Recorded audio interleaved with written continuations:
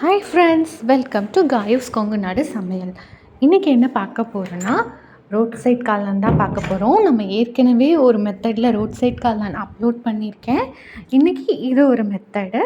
4 method இருக்குது. நான் இன்னொரு மெத்தட் இன்றைக்கி அப்லோட் பண்ணுறேன். ஏற்கனவே ஒரு மெத்தட் இருக்கும். ஸோ இது ஒரு மெத்தட். இதையும் ட்ரை பண்ணி பாருங்கள். எப்படி இருக்குன்னு பார்த்துட்டு எனக்கு சொல்லுங்கள். வாங்க எப்படி செய்கிறதுன்னு பார்க்கலாம். இதுக்கு பெரிய வெங்காயத்தை நல்லா பெரிய சைஸாக இருக்கிற வெங்காயம் 2 வெங்காயம் எடுத்துக்கோங்க. 2 தக்காளி, புதினா, மல்லி இலை, பச்சை மிளகாய் எடுத்துக்கோங்க. மல்லி இலை என்கிட்ட தீந்துருச்சு, ஸோ நான் போடலை, கொஞ்சமாக தான் போட்டேன். இப்போ கரம் மசாலா செஞ்சுக்கலாம். அது நானே செய்கிறேன். உங்கள்கிட்ட இருந்ததுன்னா நீங்கள் செய்ய வேண்டியதில்லை. நான் கரம் மசாலா இல்லைங்கிறதுனால நானே செஞ்சேன். தனியாக 1 ஸ்பூன், மிளகு 1/4 ஸ்பூன், ஒரு கல்பாசி, ஒரு பட்டை, ஒரு கிராம்பு, சின்ன துண்டு பட்டை, வரமிளகா வேணும்னா போட்டுக்கோங்க, இல்லாட்டி விட்டுருங்க. கரம் மசாலா இருந்ததுன்னா இந்த பவுடர் நீங்கள் செய்ய வேண்டியதே இல்லை. இல்லை இந்த மாதிரி ஃப்ரெஷ்ஷாக செய்யணுன்னா இந்த மாதிரி செஞ்சு வச்சுக்கோங்க. இதை அரைச்சி வச்சுக்கோங்க. இனி அடுத்தது ஒரு பேனில் கொஞ்சமாக ஆயில் ஊற்றிட்டு நம்ம பூண்டு போட்டுக்கலாம். இனி அதில் ஆனியன் ஆட் பண்ணிக்கோங்க. அதுக்கப்புறம் தக்காளி ஆட் பண்ணிக்கோங்க. ஒரு ஆனியன் ஆட் பண்ணால் போதும். நான் வந்து 2 கொஞ்சம் ஆனியன் எக்ஸ்ட்ரா போட்டேன். நீங்கள் இவ்வளோ ஆனியன் போட வேண்டியதில்லை. ஒரு ஆனியன் போட்டாலே போதும். ஸோ ஒரு ஆனியன் போட்டுக்கோங்க. தக்காளி வந்து சின்னதாக இருந்ததுன்னா 2 தக்காளி போட்டுக்கோங்க. ரொம்ப பெருசாக இருந்ததுன்னா 1 தக்காளி போதும். இப்போது கொஞ்சமாக தான் மல்லி இலை இருந்தது, ஸோ கொஞ்சோண்டு மல்லி இலை, புதினா இலை சேர்த்திருக்கேன் நான். நல்லா வதக்கிக்கோங்க. அப்புறம் பூண்டு, இஞ்சி ஒரு துண்டு போட்டு நல்லா வதக்கிக்கலாம். நம்ம போன தடவை வந்து அப்படியே பச்சையாக போட்டு செஞ்சோம். இந்த தடவை வதக்கி செய்கிறோம். அது வந்து சிம்பிளாக சீக்கிரம் செஞ்சிடலாம். இது கொஞ்சம் டைம் எடுக்கும். இது ஒரு ப்ராசஸ். 4 மெத்தட் இருக்குது. அதனால் எது செஞ்சு பாருங்கள். உங்களுக்கு எது பிடிச்சதோ செஞ்சுக்கோங்க. இப்போ பக்கோடா பண்ணிக்கலாம். அதுக்கு காளானை குட்டி குட்டியாக கட் பண்ணி போட்டுக்கோங்க. முட்டைக்கோசையும் குட்டி குட்டியாக கட் பண்ணி ஆட் பண்ணிக்கோங்க. இதை நல்லா குட்டி குட்டியாக கட் பண்ணிவிட்டு இனி வந்து நம்ம பவுடர்ஸ் போட்டுடலாம். மிளகாத்தூள் போட்டுக்கோங்க. மிளகாத்தூள் வந்து 1 டேபிள் ஸ்பூன் அளவு போட்டுக்கோங்க. நான் அன்றைக்கி போட்டது கொஞ்சம் காரமாக இருந்தது. நீங்கள் கொஞ்சம் காரம் பார்த்து போடுங்க. ஏன்னா நம்ம அதுலேயும் மசாலாலையும் தண்ணி மாதிரி இருக்கும்ல, அதுலேயும் நம்ம காரம் போடுவோம். ஸோ பார்த்து ஆட் பண்ணிக்கோங்க. நான் அன்றைக்கி செஞ்சும்போது கொஞ்சம் காரம் ஜாஸ்தி ஆகிடுச்சு. ஸோ காரம் மட்டும் கம்மி பண்ணிக்கோங்க. மஞ்சள் தூளும் ஒரு பிஞ்ச் அளவு எடுத்துக்கிட்டிங்கன்னா போதும். எனக்கு அன்றைக்கி வந்து மஞ்சள் தூளும் மிளகாத்தூளும் கொஞ்சம் ஜாஸ்தி ஆகிடுச்சு. ஸோ நீங்கள் அதை மட்டும் பார்த்துக்கோங்க. ஒரு 1/4 ஸ்பூன் எடுத்திங்கன்னா போதும். இப்போ தேவையான அளவு சால்ட் ஆட் பண்ணிக்கலாம். தேவையான அளவு சால்ட் ஆட் பண்ணிவிட்டு அதுக்கப்புறம் நம்ம மிக்ஸ் பண்ணிக்கலாம். லைட்டாக மிக்ஸ் பண்ணிவிட்டு இப்போ கார்ன்ஃப்ளவர் மாவு எடுத்துக்கலாம். கார்ன்ஃப்ளவர் மாவு எடுத்துகிட்டு அதையும் நல்லா மிக்ஸ் பண்ணிக்கோங்க. இப்போ நானும் அம்மாவும் தான் செய்கிறோம். அம்மா தான் பிசைகிறாங்க.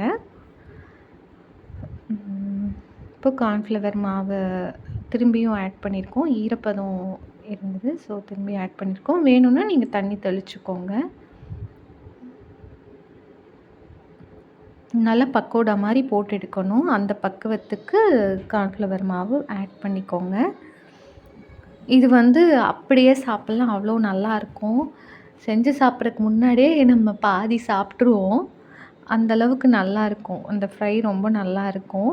அதில் கொஞ்சோண்டு லெமன் ஆட் பண்ணிக்கலாம். ஃபியூ ட்ராப்ஸ் ஆட் பண்ணிவிட்டு எண்ணெயில் போட்டு எடுத்துக்கலாம். இது அப்படியே பக்கோடா மாதிரி சாப்பிட்றதுக்கும் சூப்பராக இருக்கும். ஈவினிங் ஸ்நாக்ஸுக்கு நல்ல க்ரன்ச்சியாக கிறிஸ்பியாக இருக்கும். இதை மட்டுமே சாப்பிட்லாம், அவ்வளோ நல்லாயிருக்கும். அதுக்கப்புறம் நம்ம இப்போது அந்த மசாலா செஞ்சுக்கலாம். அந்த மசாலா செய்கிறதுக்கு கொஞ்சமாக ஆயில் ஆட் பண்ணிக்கலாம். ஆனியன் ஆட் பண்ணிக்கலாம். ஆனியன் ஆட் பண்ணிவிட்டு நல்லா வதக்கிக்கோங்க. உங்களுக்கு வேணும்னா நீங்கள் இதில் ஜிஞ்சர் கார்லிக் வந்து குட்டி குட்டியாக கட் பண்ணி போட்டுக்கோங்க. நான் போடல, ஏன்னா நம்ம ஏற்கனவே மசாலாவில் இஞ்சி பூண்டு போட்டிருக்கோம். அதனால் நான் போடலை. இதுவே போதும்.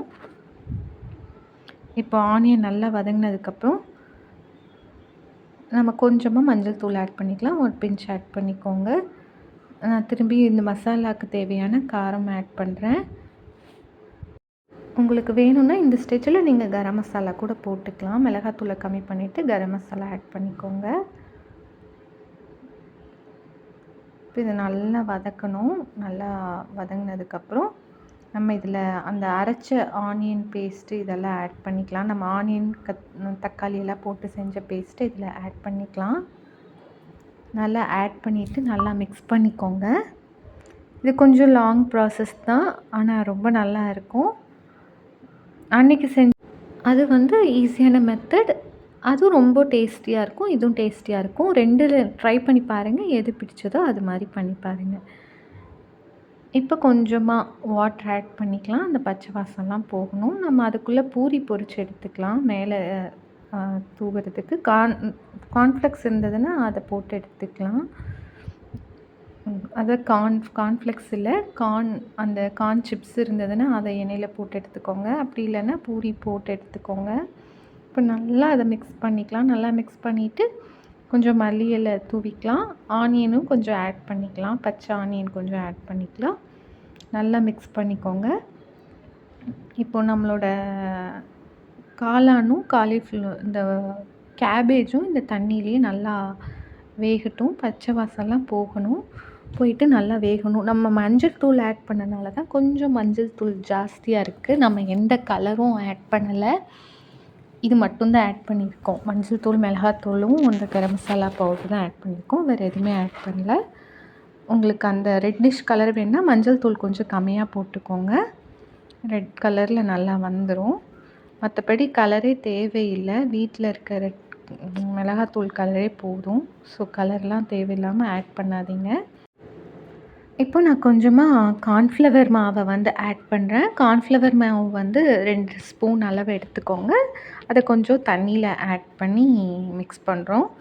போன மெத்தடில் நம்ம இது பண்ணலை, பட் இந்த மெத்தடில் பண்ணுறோம். இது மெத்தடே வேறு. அதை கொஞ்சம் ஆட் பண்ணோன்னா நல்லா திக்காக இருக்கும். நம்ம காளான் வந்து சீக்கிரமாக திக்காகிடும்.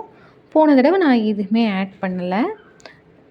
4 டைப்பில் பண்ணலாம். அதான் நான் உங்களுக்கு 2 டைப் செஞ்சு காமிச்சிட்டேன். இன்னும் 2 டைப் செஞ்சு காமிக்கிறேன். உங்களுக்கு எது பிடிச்சதோ அது மாதிரி பண்ணி பாருங்கள். சூப்பராக இருக்கும். இப்போ பெப்பர் தூள் கொஞ்சம் ஆட் பண்ணிக்கலாம். நம்மளோட மஷ்ரூம் ரெடியாக போகுது. ஃபைனல் ஸ்டேஜ் வந்தாச்சு. மஷ்ரூம் நல்லா வெந்திருக்கும் பாருங்கள். இப்போ பெப்பரும் ஆட் பண்ணிவிட்டு நல்லா மிக்ஸ் பண்ணிக்கலாம். இது ரொம்ப நல்லா இருக்கும். எனக்கு ரோட் சைட் காளான்னா ரொம்ப பிடிக்கும். பட் வீட்லேயே அப்பப்போ எனக்கு ஏதாவது சாப்பிடணும்னு ஆசைப்பட்டோம்னா வீட்லேயே செஞ்சு சாப்பிட்டுக்குவோம்.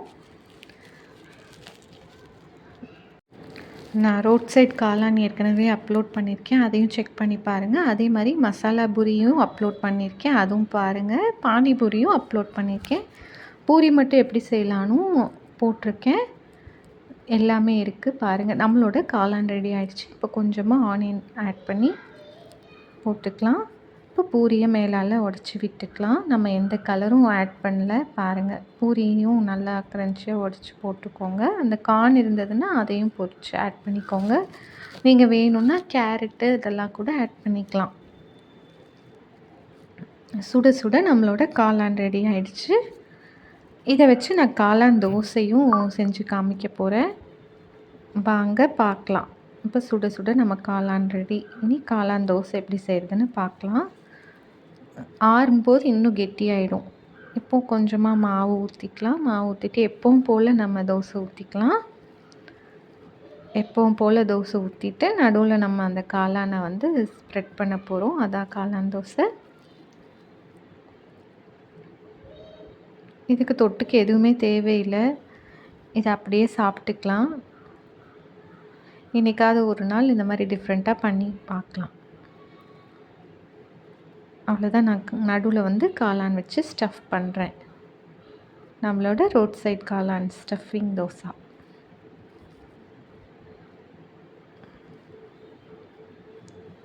நல்லா ஸ்ப்ரெட் பண்ணிக்கோங்க.